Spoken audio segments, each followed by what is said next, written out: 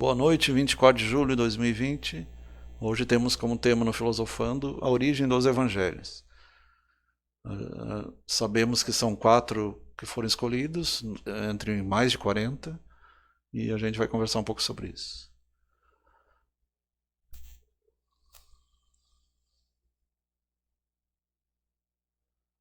Formação de los evangelhos.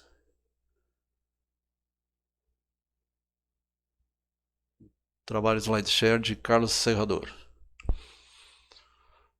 Muitos têm tratado de relatar ordenadamente os acontecimentos que se completaram entre nós, tal como foram transmitidos por aqueles que têm sido, desde o começo, testemunhos oculares e servidores da palavra. Palavra, Jesus, não o verbo. Por isso, depois de informar-me cuidadosamente todas as origens, eu também tenho decidido escrever para ti, excelentíssimo Teófilo, um relato. Teófilo é amigo de Deus, né? Um relato ordenado a fim de conheças bem a solidez dos ensinamentos que tens recebido. Lucas 1:4. Lucas, na verdade, era um médico, né? Ele é posterior a Jesus. Ele recebeu por outras fontes. Jesus realizou, ademais, muitos outros sinais em presença de seus discípulos. Depois foram contados nos Atos dos Apóstolos, quando não se encontram relatados neste livro. Esses têm sido escritos para que vocês creiam que Jesus é o Messias, o Filho de Deus, e crendo também tenham vida no seu nome. Ali é Jonas? Acho que é Jonas, né? 20, 30, 31. Jesus fez também muitas outras coisas. Se as relatasse detalhadamente, penso que não bastaria todo mundo para conter os livros que escrevi. Aqui tem um negócio interessante. Tem gente, aqui é João, é Johannes. É que está em espanhol é Johannes. Tem gente que diz que, na verdade, o original tem 20 e esse aí teria sido acrescentado pela igreja. E tem sentido, né? Porque não faz sentido. Teria contado muitas outras coisas, senão não haveria espaço para não haver livros para escrever. Isso aí provavelmente foi uma adição posterior dos escribas, dos padres. Em meu primeiro livro, quando Teófilo me referia a tudo que fez, ensinou Jesus. Desde o começo, até o dia que subiu ao céu. Isso são 3 meses depois da crucificação, né? Durante 3 meses ele apareceu 9 vezes para os discípulos e para outras pessoas antes de subir. E por meio do Espírito Santo, as últimas instruções dos apóstolos que havia elegido. Nessa situação, quando aparece para mais de 400, e que ele diz para Pedro, Pedro, tu me amas? Diz 3 vezes. E Pedro diz, eu te amo. Foi para tentar neutralizar as 3 negações de Pedro no momento da crucificação. O que é ali? 1, 2. Mateus, Lucas, Marcos e João. Pois é. Não sei o que é esse ali. Jordana Graciano, um abraço. O pessoal evangelho aí dá uma ajuda aí. Para nós, a palavra evangelho designa um dos 4 livros do Novo Testamento. Então, teve mais de 40, os evangelhos apócrifos, evangelhos da gnose, e os 4 que foram escolhidos pelos sacerdotes foram Mateus, Marcos, Lucas e João. Os ditos e feitos de Jesus, atos e feitos, e as palavras, só que em grego. Então, teve a Septuaginta em grego, e teve depois traduzido por São Jerônimo em latim a Vulgata. E tem o escrito também em hebraico, que era a língua da época de Jesus. Falava em aramaico e escrevia em hebraico. Evangelion, boa notícia, o Buena Dicha, significa o primeiro momento, a boa nova, da predição oral, da boa notícia de Jesus ressuscitado. Paulo, 60 vezes ele emprega essa palavra, e muito antes dos chamados evangelistas, Marcos, Mateus, Lucas e João. A maioria deles 30, 40, 60, até 90 anos depois da crucificação. Maria Fernandes, um abraço. Marcos é o João Marcos, ele era pequenininho na época de Jesus, depois cresceu, então aí que ele foi escrever mesmo. Então, o segundo Marcos. O Mateus é o mesmo Levi, que era cobrador de impostos. O Lucas era um médico, era grego, então provavelmente foi escrito em grego. E o João é o discípulo amado, o João Evangelista, que ficou realmente até o fim, né? Ele foi isolado em Patmos, onde escreveu o Apocalipse, antes de morrer, e os outros todos foram assassinados. Paulo, inclusive, foi decapitado. Um abraço para Adriana Casagrande. Mina Florita. Então ali há uma figura para a criança do Deus e o Messias, o enviado de Deus. Então nós consideramos Jesus como filho e como irmão maior nosso, né? E ele, de certa forma, um pai, porque ele fez o planeta Terra. Então ele tem mais de 5 bilhões de anos, é um ser bem antigo, é um ser de luz, é o mais evoluído que passou aqui pela Terra. E se acredita que uma vez só, ao contrário de nós. Então ele é o enviado de Deus. O sentido de Messias é enviado. Veio trazer a luz, né? Trazer o amor. É essa a verdadeira luz, não a luz de uma turma aí chamada os luciferianos que falam de outra luz. O gênero literário evangélico. Então a Bíblia tem muitos tipos de escrita. Tem os salmos, que muitos são cantados, tem narrações históricas e tem também o sentido das pregações mesmo. Os evangelhos não são biografias nem livros de história. História seria parte daquele Pentateuco lá do Moisés, que conta a história lá da travessia. Para transmitir a Boa Nova, os escritores cristãos criaram um gênio literário peculiar. Podemos escrever com essas 4 características. Não são livros de ficção. Então, foram coisas que realmente aconteceram, por isso que não é ficção. Estão vinculados a uma tradição anterior, no início oral, depois escrita, que seguem com fidelidade. Provavelmente tem inspiração também, né? Porque geralmente os escritores recebem a inspiração também. Como cantores, pintores, artistas também recebem inspiração dos planos espirituais. Não contido. Seu conteúdo está organizado sobre um traçado comum, uma base comum. Tem como base a predicação cristã, a tradição cristã, o ensinamento cristão. Resumido no Sermão da Montanha, as bem-aventuranças. Seu interesse não é principalmente histórico e geográfico. Tem alguns que buscam o Jesus histórico ou a questão geográfica, mas aí o interesse é a transmissão da Boa Nova, da mensagem, da lei do amor. O mais importante para eles é a proclamação de uma boa nova, a boa notícia. Os evangelhos são, antes de tudo, testemunhos que a fé que pretende entrar em diálogo, em conversa com seus leitores, provocando entre eles uma resposta ante Jesus. Desde os primeiros séculos da Igreja até hoje, os cristãos distinguimos entre o Evangelho e os Evangelhos, que aí seriam os 4 canônicos. O Evangelho é o anúncio da Boa Nova, de Jesus e sobre Jesus. Embora os Evangelhos são os escritos em que se tem conservado essa Boa Nova em forma de narração seguida. Mateus, Marcos, Lucas e João.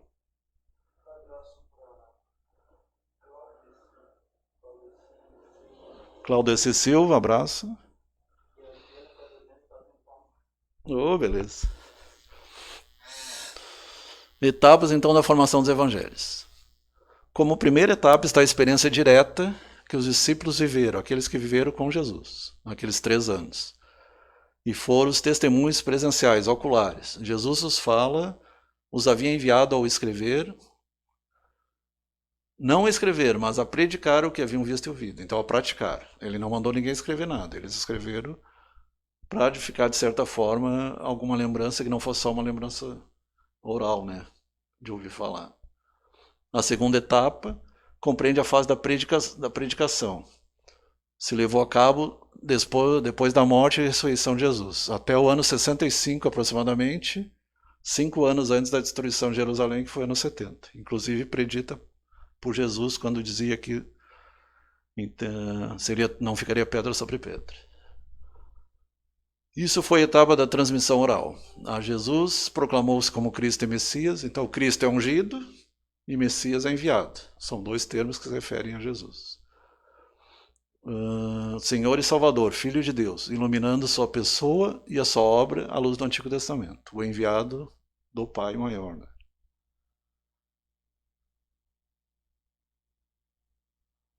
E confirmando também predições antigas dos profetas lá do Antigo Testamento.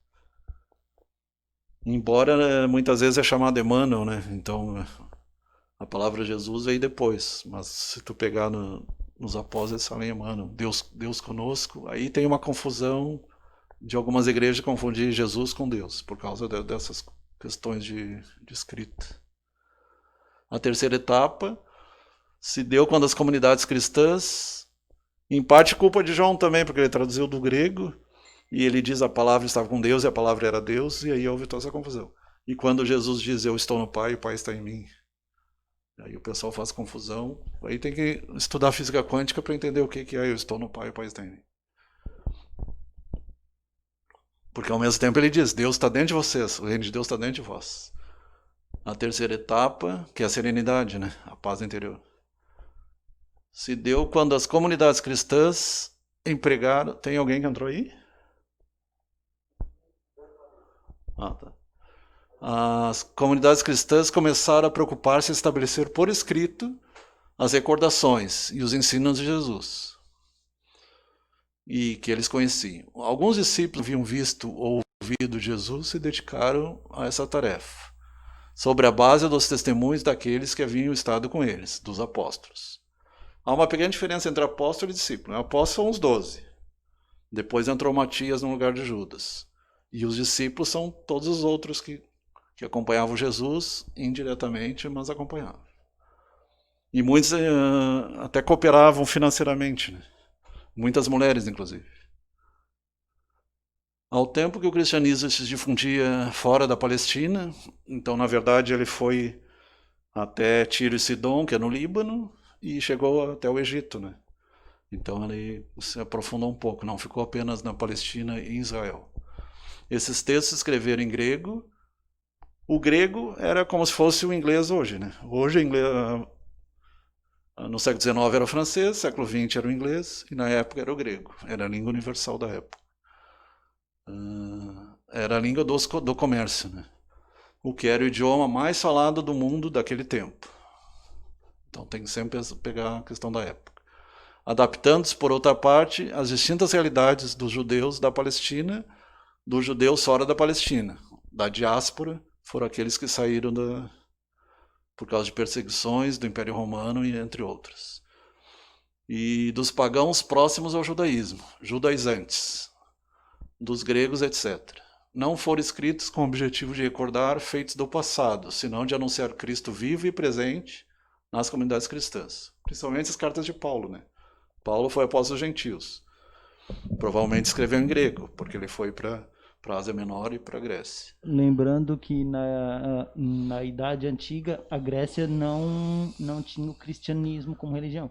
Eles eram pagãos, politeístas. Eles acreditavam em vários deuses. Inclusive, tanto é que a imagem que muitas vezes a gente tem de Deus hoje se confunde com a imagem de Zeus daquela época, né? Por exemplo, eu sempre falo aqui, mas é sempre bom lembrar, principalmente trazer isso de volta nessa discussão, que quando eu era pequeno eu pensava que Deus era um senhor, um velho barbudo, sentado no trono. Só que esse não é Deus, esse é Zeus. Zeus, né? E Odin também, né? Zeus da mitologia grega ou Odin da mitologia escandinava. E isso é importante frisar.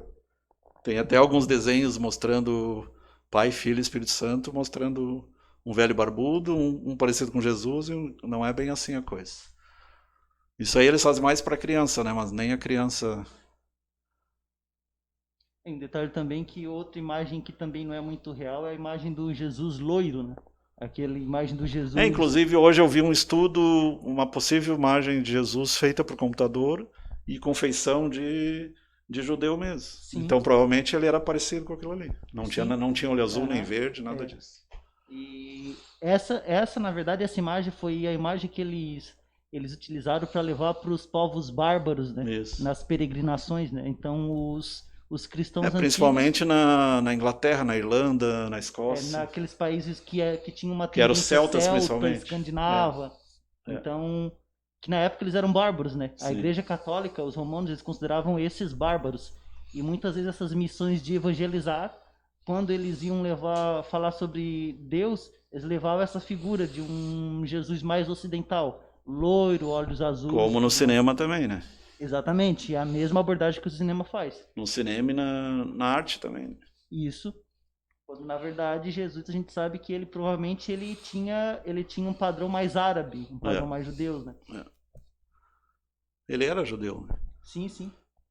Claro, se tu for partir de onde ele veio, aí é outra história. Ele mesmo diz, eu vim de cima, eu sou do alto. Então, nesse aspecto, ele é extraterrestre, como se Sim, brinca, né? Ele não era da Terra. Mas como ele era judeu, ele teria que ter, fisicamente teria que ter aparência. Inclusive, tem até umas pessoas que defendem que Jesus ele aparece conforme as pessoas se sentem mais confortáveis com a imagem dele, né? Inclusive, é até interessante na figura do Alto da Compadecida, que o Jesus que apareceu lá era um Jesus negro. E foi até uma mensagem interessante que eles deram, que Jesus ele está para todo mundo, independentemente da Mas raça. aí entra na polêmica da Aparecida e da Virgem de Guadalupe, que seriam Marias de pele escura, que nem a Ísis do Egito. Aí é Sim, uma outra polêmica. Só que eu estou falando o seguinte, nesse sentido, aquela representação que foi feita no Alto da Compadecida, ela serviu, quem assistiu... Tu sabe que ali é uma sátira, né? Sim, mas a imagem que ela serviu, a parte em que aparece Jesus, é uma parte que realmente o Criador ele acreditava em Deus. E ele botou aquela figura de um Jesus com origem africana, um Jesus negro, para mostrar que... O próprio Ariano Suassuna, ele escreve sobre Caim, mesmo ele sendo ateu. Ele faz um livro sobre Caim. Essa figura que foi colocada ali no Alto da Compadecida, do Jesus negro, serve para dizer que Jesus não tem raça nem cor, ele está para todo mundo. Ele é universalista, né? Independentemente da raça, da cor, do sexo, da opinião pessoal. Então... É universalista. Exatamente. Aí tu vai usar outro termo que é... Agora eu esqueci. Holístico. Então ele anunciar Cristo vivo e presente. Como os evangélicos anunciam, né? E eu acho interessante isso, né? Porque o católico se prende muito ao Jesus morto na cruz e o evangélico não. Ele segue mais o Jesus vivo, como o católico deveria seguir o Jesus vivo, não o morto. Em quarta etapa foi finalmente a redação propriamente dita dos evangelhos. E aí é interessante, porque os copistas... E tem uma parte de Jesus diz, né? Ai de quem trocar um tio, um iota, né? Os copistas, se ele trocasse uma vírgula, um acento, mudaria o sentido. E eles podiam até ser mortos. Então eles seguiam muito.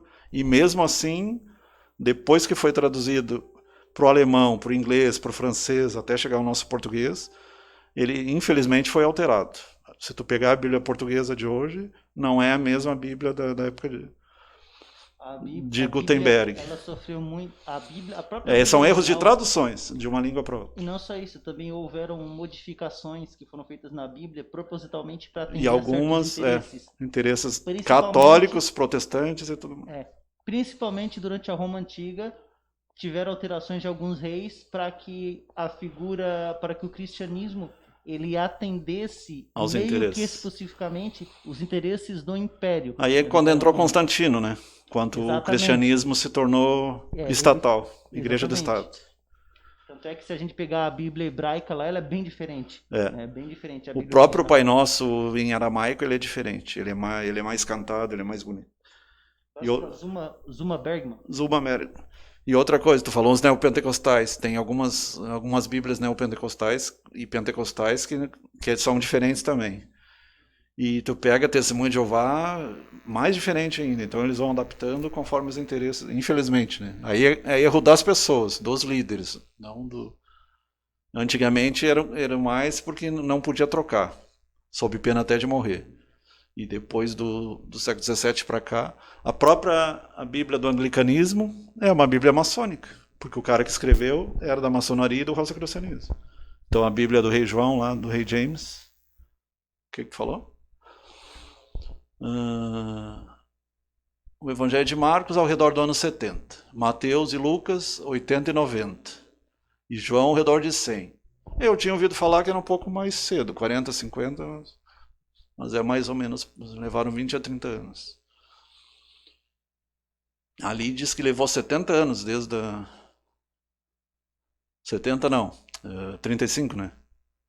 Ele morreu no ano 30, 31, 29, por ali. As redações conservam os rasgos e gêneros literários dos anúncios orais. No primeiro termo se narra o relato da paixão e morte de Jesus. adicionando a recapitulação das suas palavras, em particular as parábolas e as controvérsias. E a parte do Sermão da Montanha, que é muito bonita também. As suas obras, relatos das curas, dos milagres, começando com a transformação da água em vinho no casamento de Canaã. Parece que era um primo dele, né, se não me engano. Os cristãos que redataram esses evangelhos são da segunda geração. Aí se explicam certas diferenças que há entre esses textos. Tem o pessoal que critica porque eles são diferentes, mas aí entra essa questão aí. Talvez a fonte tenha sido fontes diferentes. Nenhum dos evangelistas foi testemunho direto dos feitos. Então eles se basearam em outras pessoas que conviveram com Jesus. Cada um deles tem selecionado, ordenado o material segundo sua própria visão das coisas, com uma ordem lógica, mas não necessariamente cronológica, e realmente, às vezes não bate muito no tempo. E abarcativo de todos os feitos. Por isso que os que criticam dizem que falam contra essa tipo. Quando se discute por que foram escolhidos os 4, né? Então, Jesus, tradição oral e os evangelhos escritos. Então, se foram 30, 40, 50 anos, alguma coisa acaba se perdendo. Mas se pegar por inspiração, pelo próprio mediunismo, por intuição, por inspiração, talvez seja escrito mais perto possível do que Jesus realmente falou.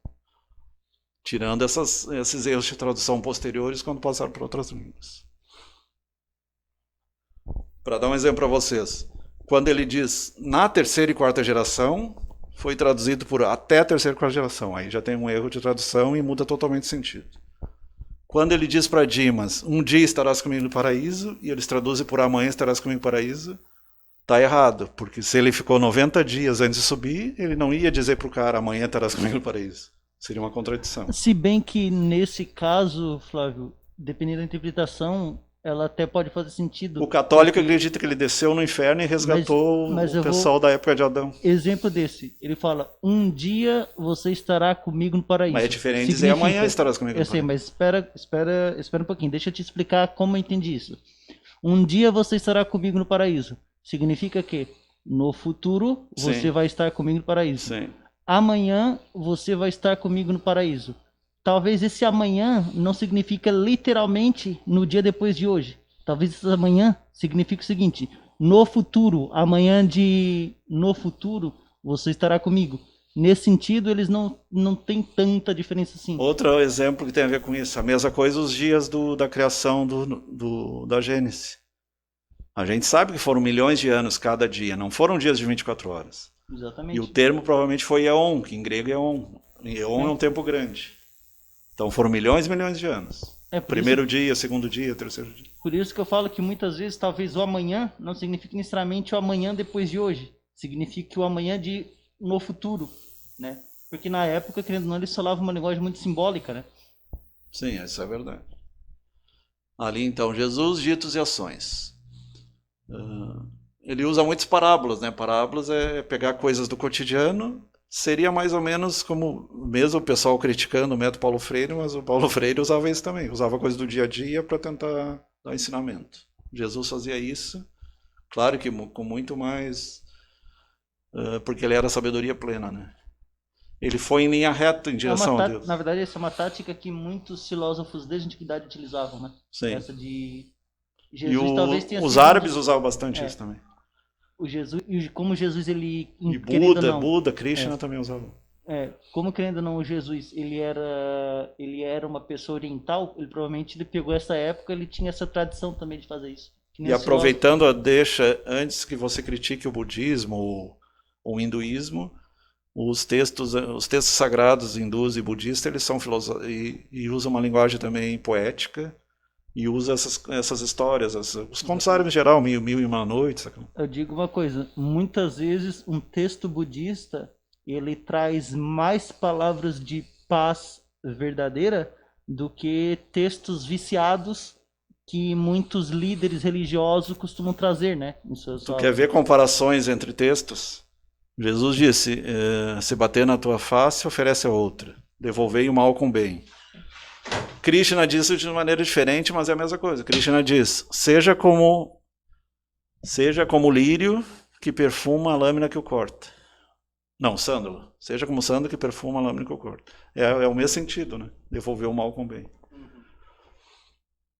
A razão áurea também, não faça os outros o que não quer que te façam, Confúcio já dizia. Então é uma coisa bem antiga. Jesus apenas trouxe, e ainda trouxe no positivo, faça ao outro o que quer que te faça. Enquanto a maioria dos outros falavam o não, né, no negativo. Impacto causado nos seus discípulos, impressões, recordos compartidos pelo grupo, formação de uma tradição oral para recordar. O pessoal que faz palestra, ele diz que quanto mais repete, mais guarda, né? Então ele usava muito esse do repetir, repetir, repetir, para manter a memória. E transmissão da tradição oral. Mais alguém? Algum comentário?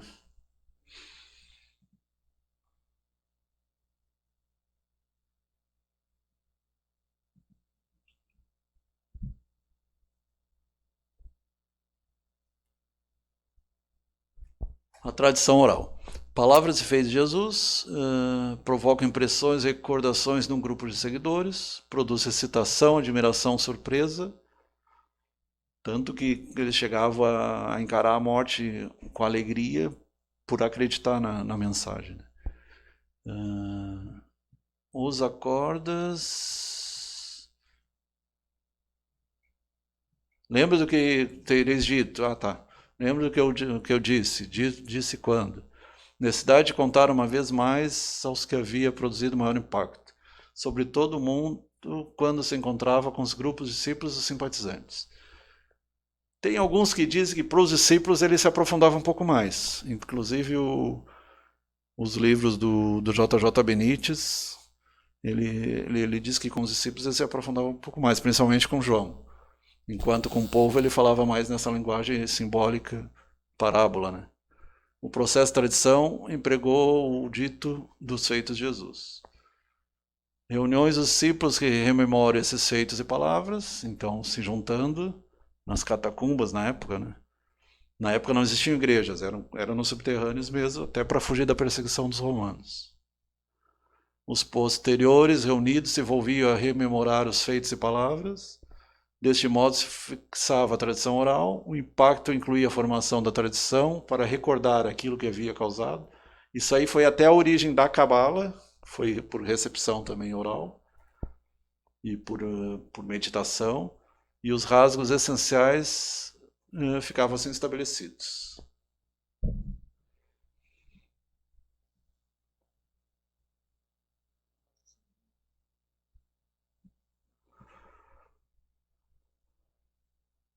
A tradição oral e o evangelho escrito. Os evangelhos utilizaram o repertório de tradições orais existentes nas comunidades.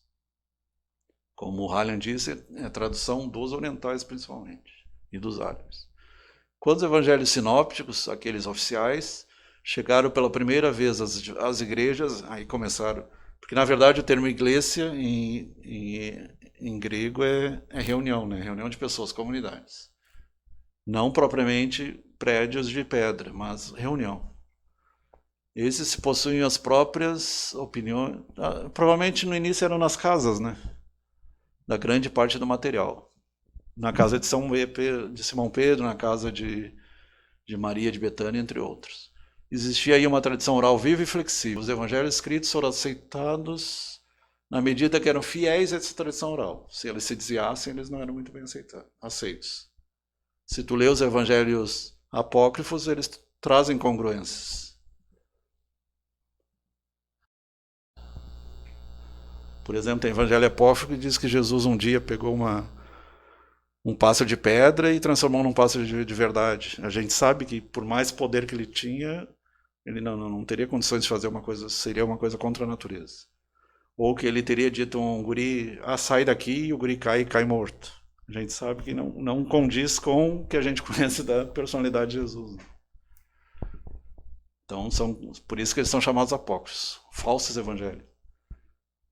Então, os 4 que foram escolhidos, 3 evangelhos sinóticos, Mateus, Marcos e Lucas, relatam os mesmos sucessos de perspectivas diferentes. Por isso que alguns contratores questionam. A boa notícia, a boa nova, consiste em palavras de Jesus e sobre Jesus. A mesma tradição expressa de diversas maneiras.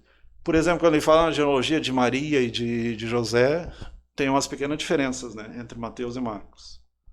Mas como eles buscavam em fontes diferentes, talvez justificasse isso aí. E alguns se concentravam mais em José, porque ele teria que ser da tribo de José, né, para ser descendente de Davi e de Abraão, e não da parte da Maria, que era a mãe. Os 3 evangelistas relatam o mesmo acontecimento. Então, a mesma tradição expressa de diferentes maneiras. No entanto, cada um se faz à sua maneira. Em alguns casos, um se dá conta de mais detalhe, outro mais resumido. E o estilo, outro ressalta e algum adiciona alguns detalhes. Em outros casos, os evangelistas relatam o mesmo sucesso e às vezes só um deles se tem acesso a algum recordo, alguma recordação acerca de Jesus. Essas coincidências e divergências entre os evangelhos são reflexo, no caso, a mensagem em si é o que importa, não necessariamente a forma como ela é contada. Sobretudo que é uma redação final dos evangelistas, tem tido à disposição documentos escritos e abundantes, aí se busca em Flávio Joséfo e outros Heródoto e outros historiadores para complementar. Da palavra, que em alguns casos têm sido comuns. Lembrando que um dos maiores historiadores da história foi o que o Flávio acabou de citar, o Heródoto. Pai da história. Então eu acho que foi o pioneiro, né? Pioneiro entre os historiadores. Então quem tem muito interesse muito interesse em história, em historiadores do passado, um bom começo para ler a respeito é Heródoto. E esses documentos e informações são, a sua vez, resultado de uma tradição continuada acerca de Jesus.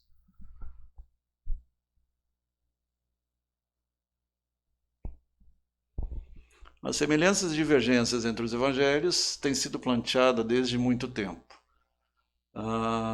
Pergunta pelas fontes dos mesmos. A chamada questão sinóptica, que ao largo do último século tem tido numerosas soluções. Talvez as mais estendidas, todas as soluções se dá na teoria das fontes. O evangelho que ele chama?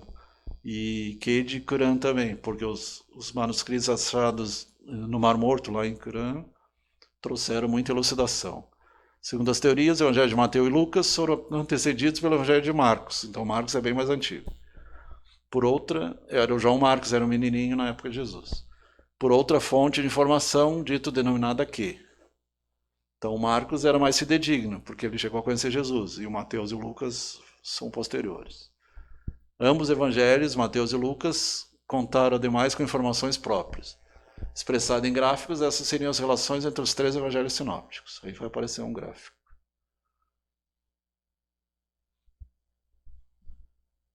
Vida e ensinamento de Jesus, tradição oral, coleções escritas, fonte Q, Marcos, depois Lucas e João. E fora, João.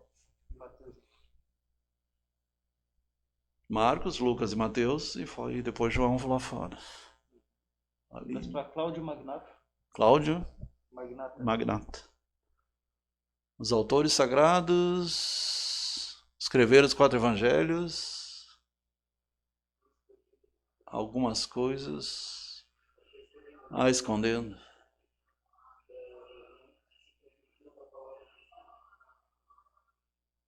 Autêntico jejum de Jesus. Os autores sagrados escreveram os 4 evangelhos, escondendo a esconder?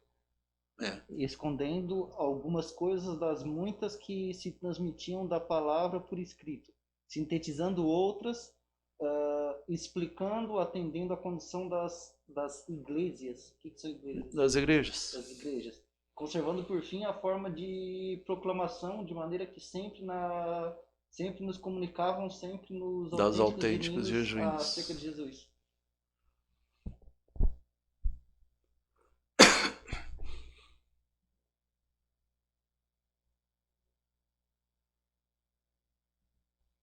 Mateus, Marcos, que Lucas, Mateus, Lucas. As fontes próprias do Evangelho de Mateus e Lucas, respectivamente, M e L. Não entendi bem isso aí. Os discípulos anunciam a boa nova sobre Jesus. A experiência que Jesus havia ressuscitado depois de sua morte era o motivo principal da tradição cristã. E tem gente que ainda confunde, e é bem claro se tu prestar atenção, né? São 9 aparições, a primeira para Madalena. Ele diz que ela não pode tocar, porque ali ele é um corpo eletrizado, o perispírito, o corpo espiritual é um corpo elétrico. E então ele não pode ser tocado.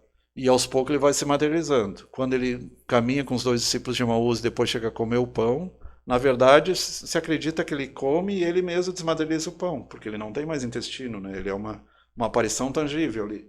É o que hoje se chamaria um fantasma materializado visível, quando se fala na ciência da metapsique ou da parapsicologia. E depois ele aparece para os 11, que ele atravessa a parede, tanto ele é um fantasma que ele atravessa a parede. Eles estão escondidos dos romanos e ele atravessa e diz: a paz seja convosco. E eles no início eles ficam meio assim e até percebi que era o mestre. E depois ele aparece para Tomé, quando Tomé toca, então ele materializa as lesões para provar que era ele mesmo. Porque quem estuda, por exemplo, quando estuda um espírito materializado, ele vai mostrar como ele era logo antes da morte, né? Então, como ele foi crucificado, ele mostra as coisas. E por último, ele aparece para 400 pessoas, antes dele subir ao Pai. Para os primeiros cristãos, a boa notícia era esta: Jesus Cristo, como ele disse que ia voltar no terceiro dia, realmente voltou. E se tem acercado, Deus se acerca dos homens de uma maneira plena e definitiva, através do Filho. A boa notícia cristã se refere também para aqueles que confundem Jesus com Deus, até pela questão lógica, né? Como é que Deus vai abandonar o seu lugar? Teria que deixar alguém no lugar, como a gente vê em alguns filmes de Hollywood. E ele seria morto pela própria criatura que ele criou, não teria sentido. Mesmo ressuscitando no terceiro dia. Mas não tem como a criatura matar o Criador, a não ser no Frankenstein, né? É isso que eu ia falar. Se bem que no livro do Frankenstein, no livro original da Mary Shelley, o criador tenta matar a criatura. Então a pessoa mesmo de Jesus, seu nascimento, sua predição. Tem alguns evangelhos, inclusive quando começaram a aparecer as primeiras heresias, que diziam que Jesus era um agênere, um ser apenas de éter, de materializado. Como é que ele vai durar 33 anos sendo apenas uma aparição? E ainda ser cuspido e apedrejado e com 80 chibatadas? É como Paulo diz, quem não acredita que Jesus viveu em carne é anticristão. Todo aquele que acredita que Jesus não foi homem, não foi carne, ele foi carne. Foi 33 anos, mas foi. E sofreu ainda. E é o único que eu acho que sofreu e ainda perdoou todo mundo, né? A maioria de nós, nenhum de nós acho que conseguiria perdoar. Chegar a esse ponto. Então, e trouxe a mensagem. O Pai me enviou. Ele diz várias vezes: o Pai me enviou, o Pai é maior do que eu. Só o Pai é bom. Então, como é que eles confundem se ele mesmo diz: Deus está lá e eu estou aqui, eu sou enviado, eu sou filho, eu sou irmão de vocês? E as pessoas ainda confundem. Marcos escreve o Evangelho. Ele diz mais: vocês vão fazer mais coisa que eu fiz. Então, ele já vê lá no futuro. E vossos filhos e filhas profetizarão. Já está falando do espiritismo, do mediunismo nas igrejas evangélicas, no mediunismo na igreja católica. Em todas as igrejas tem mediunismo, tem curas e tudo isso, movimento carismático em todos os lugares, no budismo, no hinduísmo, no shintoísmo, em todos os lugares. Marcos escreve o Evangelho e provavelmente foi Marcos o primeiro que pôs por escrito de uma forma ordenada os recordos sobre Jesus, as recordações. Então era Juan Marcos. Antes de Marcos, o João Marcos, né? Juan Marcos estou traduzindo para o espanhol. Provavelmente era Johannes Marcos, né? Antes de Marcos, o fizeram existem resumos como de HCH, esse eu nunca ouviu falar. 1037 H1. Deve ser uma abreviação própria deles lá, mas deve ser alguém da Bíblia. Reconheci os conteúdos principais dessa boa notícia. Ou algum dos profetas. Não, mas o profeta não tem nenhum com essa. Tem um com H, não tem um livro com H na Bíblia, no Antigo Testamento? Esther, Zacarias, não lembro nenhum desse. Isaías, Jeremias. Também existiam coleções Sentenças de Jesus, como exemplo, a fonte Q. Mas para mim a fonte Q é Corão. Narrações relativas extensas como relato da paixão. O que Marcos realizou foi reunir todas as informações num só relato, seguido pelo que pôs em título a Boa Notícia e o Dizer Evangelho. Tem os apócrifos que falam a infância de Jesus, a infância de Maria, Evangelho de Maria, Evangelho de Apocalipse de Pedro. Tem uma série de apócrifos, mas estão fora da Bíblia oficial.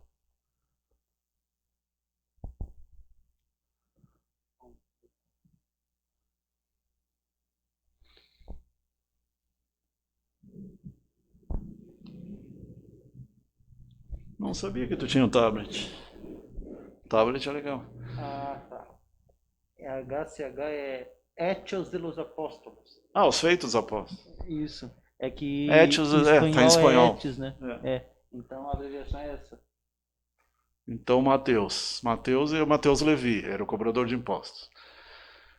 Testemunhos da tradição são unânimes dizer que foi Mateus um dos 4 ao pôr por escrito o evangelho na língua dos judeus e palestinos, que era o hebraico, né? Em aramaico.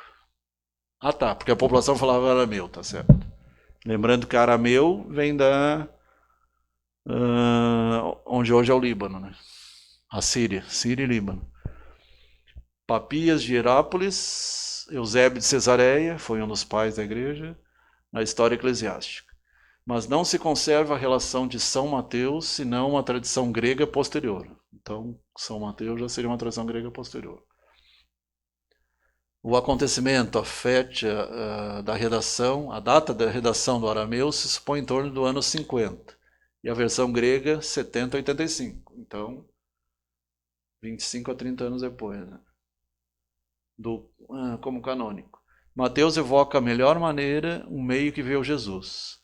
Em consequência, um meio de onde foi escrito. Assim, seu vocabulário é tipicamente palestino, pois só ele se falam expressões como atar e desatar. Mateus 16, 19. Depois procurei Mateus 16, 19. Por exemplo, quando diz um homem está com uma mulher, para usar a expressão casar ou relação, eles usam esse tipo de coisa. O homem conheceu uma mulher, por exemplo. Evangelho de Marcos. Discípulo direto de São Pedro, então Juan Marcos, a tradição afirma que escreveu seu evangelho base a predição do próprio apóstolo Pedro. O exame interno do evangelho corrobora que Marcos serve de muitas palavras latinas, aí dentro do latim, transcritas simplesmente ao grego. Censo, censurion, denário, legião, são palavras latinas, ao qual nos indica que havia sido escrita na Itália ou Roma. Em italiano, em Roma. O quanto o apóstolo estava vivo, morto, a testemunhas para ambos se aproximam dos anos 60, 70, 58, 68. O Evangelho de Lucas se atribui que escreveu, era o médico, né, grego. Ele escutou os apóstolos sendo discípulo de São Paulo. Então Lucas era discípulo de São Paulo, que era o Saulo de Tarso antes. Era um pregador judeu e perseguiu os cristãos, né, depois se converteu. Seu evangelho está relatado em língua grega com grande elegância. Segundo a tradição, a data da redação se calcula entre o ano 70, posterior a Mateus e Marcos. Sobre o lugar de composição, não está claro se propõe os lugares de Grécia, Acádia, que hoje é a Turquia, né? Biócia e Alexandria, ou Alexandria. Alexandria já é no Egito. Biócia eu não lembro agora. Ali pode ser Acádia também, né? Acádia é a região ali próxima à Mesopotâmia. Ali. Biócia eu acho que era Grécia.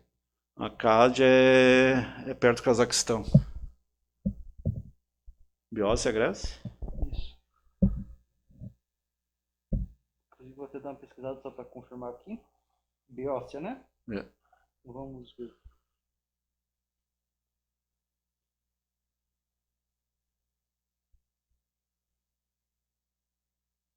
Biócia. Porque eu conheço esse nome do jogo Assassin's Creed Odyssey, que se passa na Grécia Antiga. Inclusive tem até o Sócrates no jogo. Isso, ó. Relativo a Beócia, região da antiga Grécia ao norte e noroeste da Ática, ou o seu natural habitante. Então a Beócia Perto era da Macedônia. na antiga Grécia, norte e noroeste de Ática. A Ática, onde tem Atenas capital. Exatamente. Inclusive, quem gosta aí de jogo de videogame, eu recomendo o Assassin's Creed Odyssey, porque ele traz inclusive o Sócrates filosofando tal como eles imaginavam que ele fazia na época. E é bem interessante as aparições de Sócrates. Quem gosta de filosofia, né, como o E Dr. quem quer se aprofundar, direto Xenofonte. Ditos e feitos de Sócrates. Lembrando que o Sócrates ele nunca deixou nada por escrito, né? É. Eles que escreveram os ensinamentos Platão, dele. principalmente. Isso. Alexandria, Egito. O que é DV 19?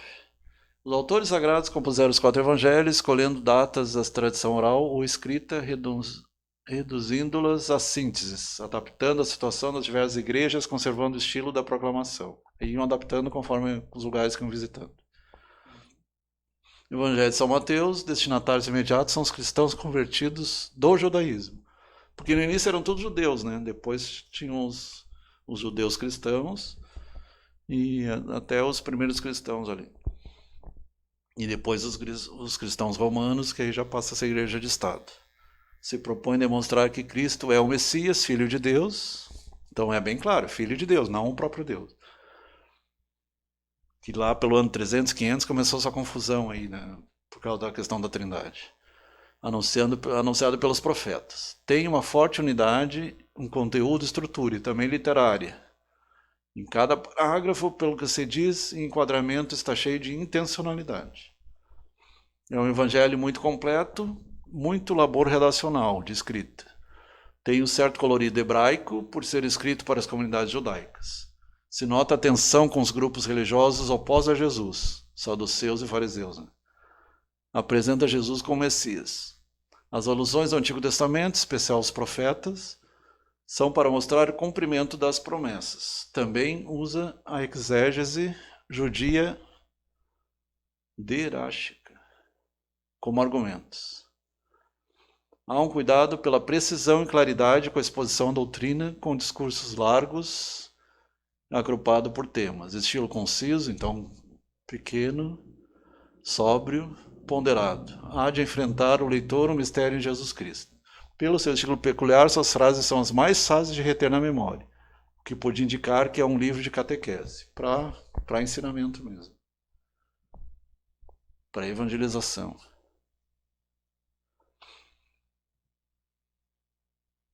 Evangelho de São Marcos. Os destinatários, segundo uma antiga tradição, os cristãos de Roma, então já são os cristãos em Roma, na Itália, se propõem demonstrar, tanto que é Praça de São Marcos, né? Jesus Cristo era o Filho de Deus. Há pessoas que procediam da gentilidade. Então, os gentios, eles chamavam os gaons, que eles chamavam, né? Os góis, eram os não-judeus. Propósito que deixa manifesto o princípio do Evangelho. Ao ser pessoas que não conhecem o Antigo Testamento, se centra de modo especial narrar os milagres do Senhor, ainda que não é Evangelho que narra mais milagres. Tem outros que narram mais milagres. Mas por sua brevidade, então ele é mais curto, mais conciso, é chamado Evangelho dos Milagres. É um evangelho menor, mais breve, e Jesus está em ação. Foram 3 anos, né? O Evangelho de Jesus Cristo, o Filho de Deus, a sintaxe e o vocabulário de São Marcos são muito sensíveis e expressivos. Predomina a coordenação simples, as frases pela conjunção e, pois, sintaxe sensília. Ao usar o discurso direto em meio ao relato, o qual, ademais de dar viveza, permite conservar muitas frases de Jesus, traduzindo literal ao grego do arameu direto para o grego. Caracterizado sua descrição pormenorizada de certos detalhes e circunstâncias, narrados mais sobriamente pelos outros evangelistas. Nome do cego Bartimeu, a erva fresca. Na verdade, Bartimeu é filho de Timeu.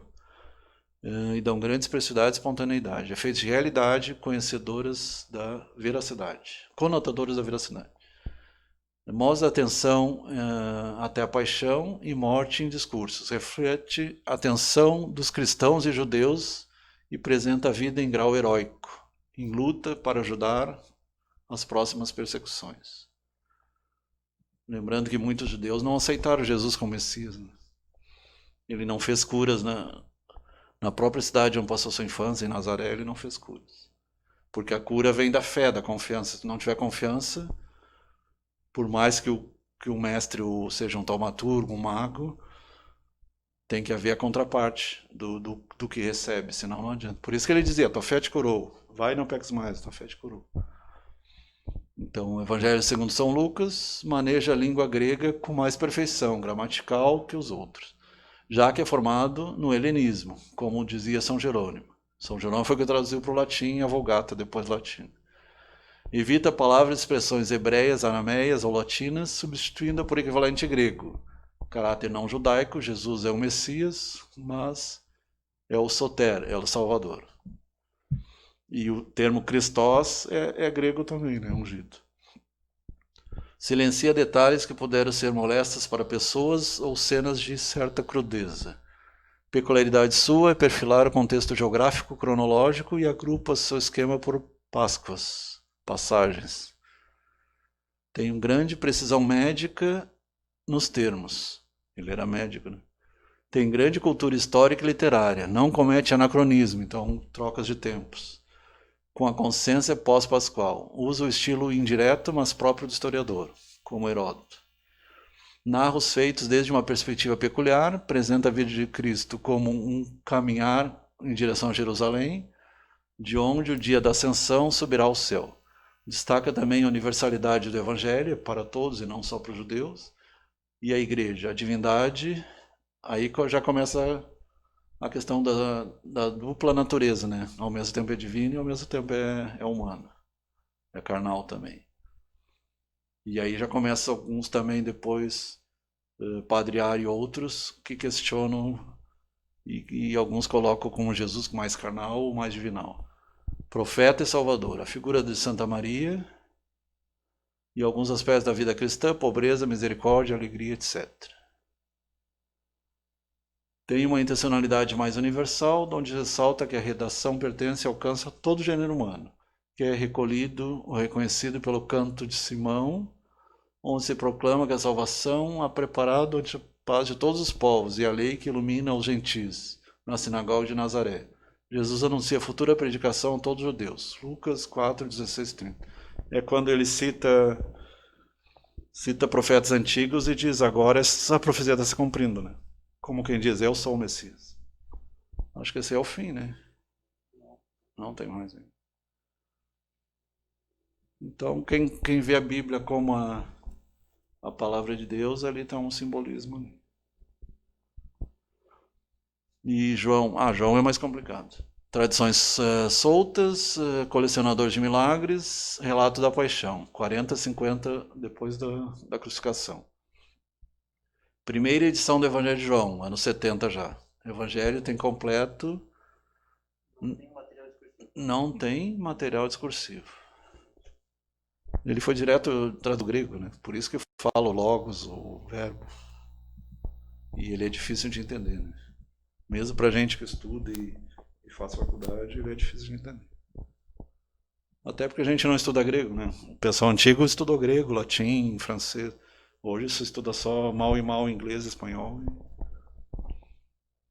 A segunda edição, Evangelho de João, o 80 provavelmente. Evangelho se tem transformado em material discursivo.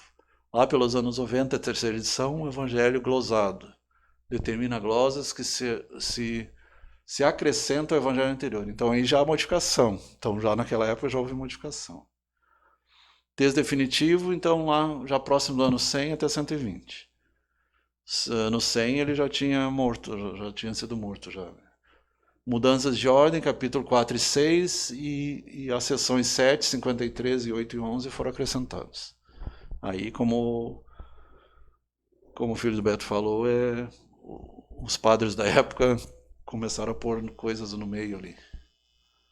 Quando começaram a se formar disputa de poder, né? Quem manda mais, A datação, então, aos finais do século XIX e princípio do XX, era que o Evangelho de João havia sido escrito por último. Lá no ano 40 do século II. Não, quarto ano do século II. Esta era a opinião de acreditados especialistas como Baur e a escola de Tubinga. No entanto, em 1935, o papirólogo, o cara que estudava os papiros lá, britânico Colin Robert, publicou um fragmento do papiro P52, o mesmo nome da proteína aquela do HIV. Este papiro foi datado no ano 125 e obrigou a replantear totalmente, então replantar a data da redação do Evangelho de João.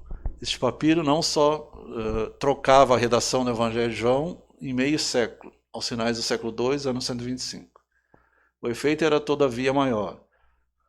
Ao ser o papiro P52 de procedência egípcia, aí tem a língua copta, né?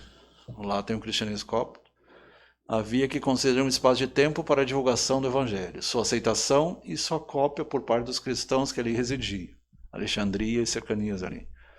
Assim, unicamente como consequência do descobrimento do papiro P52, ao final do século I, a data mais tardia da redação do Evangelho de João. Então, ano 100, 120, por ali. Fete a data em espanhol.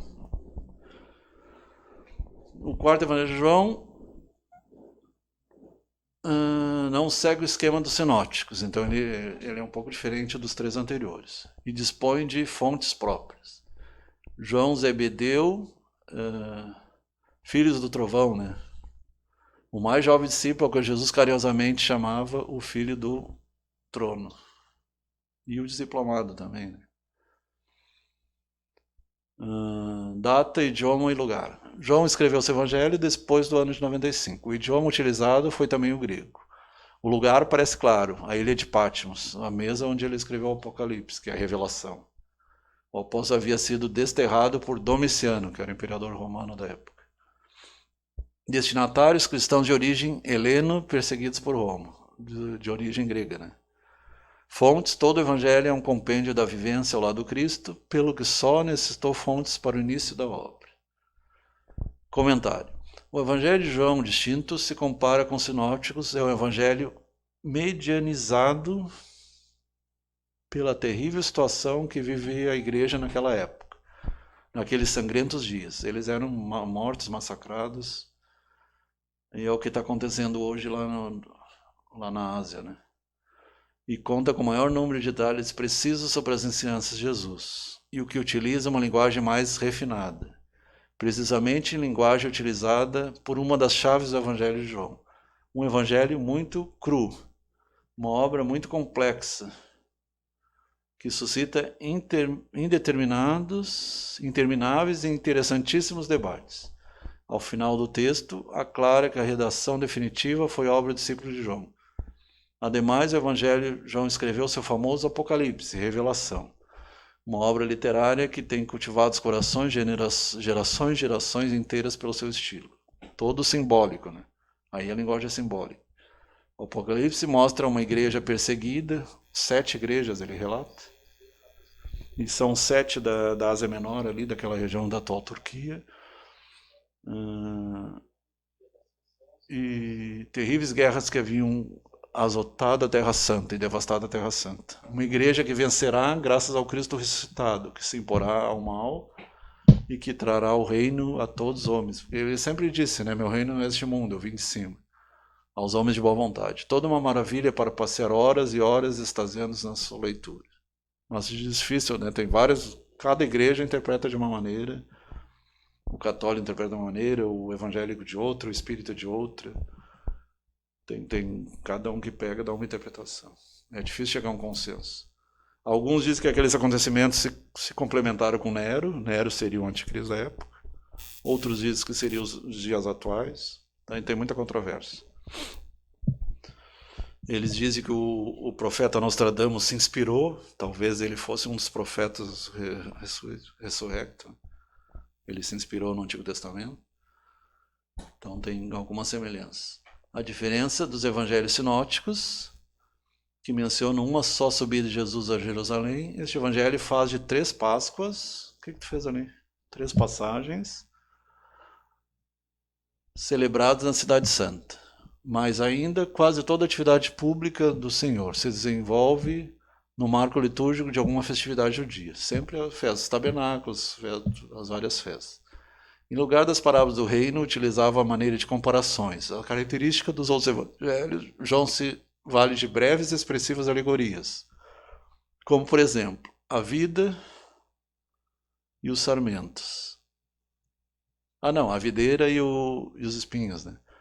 E o bom pastor. Também emprega diversos símbolos para referir-se à pessoa de Jesus. Aqui eu faço um parêntese, quando ele fala virá um só rebanho, um só pastor. Então a gente vê como seria o cristianismo pelo mundo todo, só que tem uma turma aí que quer criar uma nova igreja totalmente anticristã e utilizando a mesma como se fosse uma igreja única, né? Então atente para que lado você está indo, se você é cristão realmente ou se está se vai atrás da URI lá, que é o pessoal que é totalmente anticristão. Emprega diversos símbolos para referir-se à pessoa de Jesus e aos bens que brinda aos homens, em especial a água ou o pão. Ele usa muitos símbolos da água e do pão. A água da vida e o pão da vida. Se serve para fazer uma verdadeira catequese sacramental sobre o batismo e a Eucaristia. João Batista, o primo dele, batizava com água e ele batizava com o Espírito Santo, ou que ele simboliza pelo fogo, né? O autor desse evangelho volta constantemente sobre os mesmos temas, desenvolvendo-os e aprofundando-os uma e outra vez. Cada um desses temas está contido todo o mistério do Cristo, do ungido, mas o significado que eles encerram só se pode descobrir. Desta perspectiva, João interpreta as obras e amplia os discursos de Jesus como fruto de uma larga e profunda contemplação. Seu objetivo fundamental é conduzir a vida eterna, consiste em conhecer o único Deus verdadeiro e a seu enviado Jesus Cristo. Então ali também Deus de um lado e Jesus de outro. O enviado é Jesus. Com razão se tem chamado o Evangelho de João o Evangelho espiritual. Realmente. Só que ele traz debates ali bem... Aí eu não vou conseguir ver. O anjo, o leão, o boi, a águia... Aí são um simbolismo. Tem a visão de Ezequiel, tem o simbolismo do... Jesus é referido muitas vezes como o leão de Judá, né? Cada um deles é referido como o anjo, Mateus, o leão, Marcos, o boi, Lucas, e a águia, João. João voou mais alto realmente.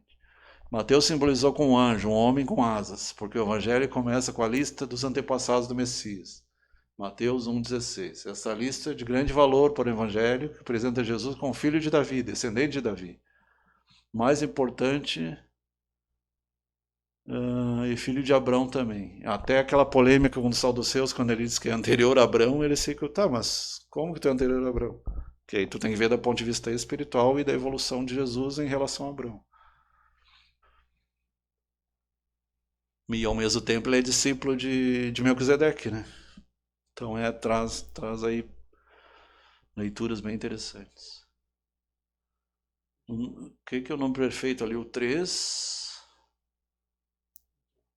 o 7, 14, 7 mais 7.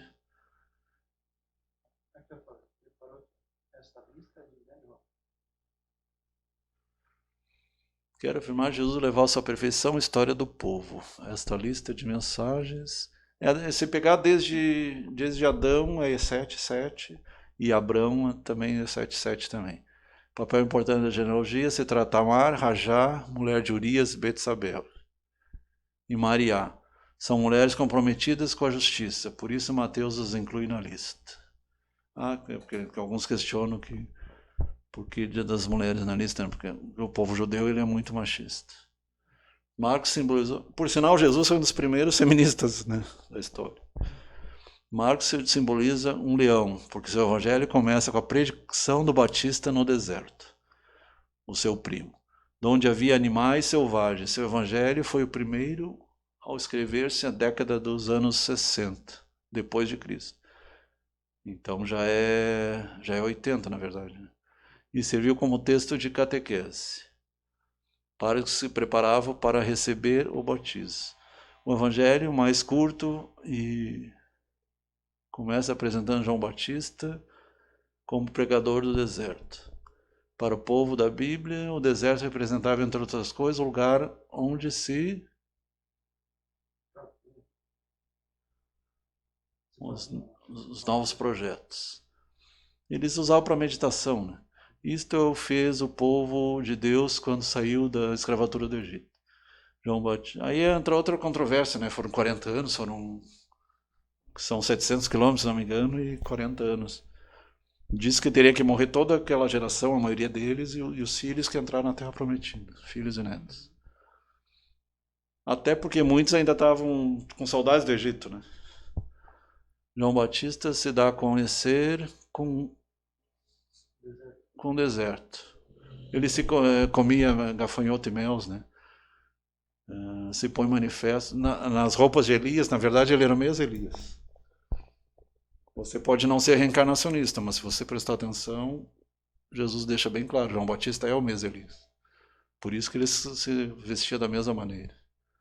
Partindo de Amós 3.8, podemos afirmar que a voz do leão simboliza a voz dos profetas que denuncia a violação dos planos de Deus. Apocalipse 10.3.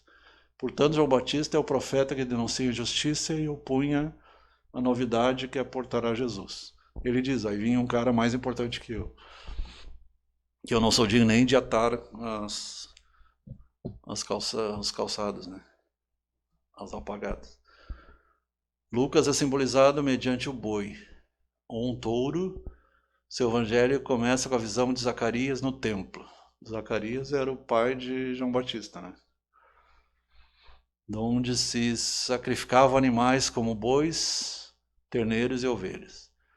Aí entra a questão, isso aí vem desde a época do mitraísmo. O mitraísmo era cultivado o boi como ápis no Egito. Então, e alguma coisa, como eles ficaram 400 anos no Egito, eles mantiveram aquelas crenças.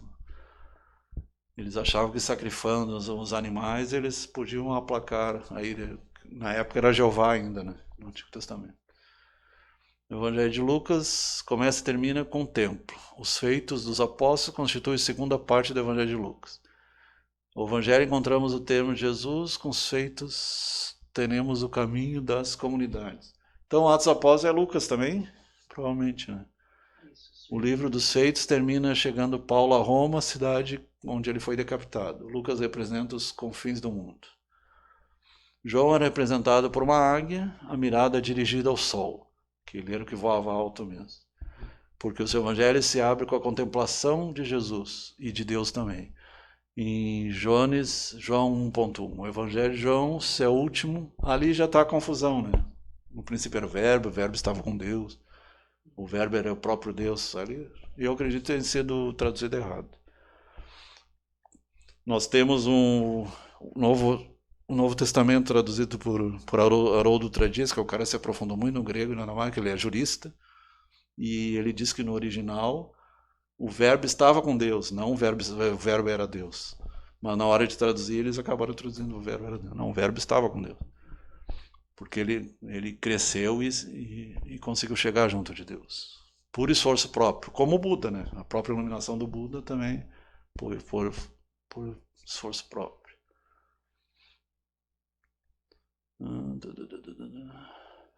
Ezequiel 1.10, Apocalipse 4.6, 4 viventes. Aquelas visões de Ezequiel têm a ver com os 4 evangelistas. Então eles levam o Antigo Testamento, jogam para o Novo e vice-versa. Pode passar. Aqui nós temos na região Hospital São Marcos, é o leão realmente. Analisou as fontes, Diocese Canárias, História d'Água, associação que é ali? Associação Constaleira Inspiração. Constalainspiração.com downloads. Imagens Google, Images, Masternet, Bíblia online, Bíblia em linha. Acessa o link da imagem. Esse foi. Esse trabalho é do SlideShare. A gente sempre busca alguma coisa no SlideShare e aprofunda, comenta alguma coisa. Aí, para complementar, hoje é dia de. Nasceu Jennifer Lopes, Simão Bolívar, Alexandre do Mapai e Cacá Bueno. E morreu Isabel Castella, Rei Carlos da Espanha, James Chadwick, físico, Peter Sellers, que era da Pantera de Cor-de-Rosas, da série, e o Rogério Cardoso, que era comediante. Em 1911, a redescoberta de Machu Picchu. Em 1950, Cabo Canaveral, que hoje é Cabo Kennedy, onde sobe os foguetes lá, e as naves espaciais. Isso seria o dia de hoje. Isso aí. Boa noite.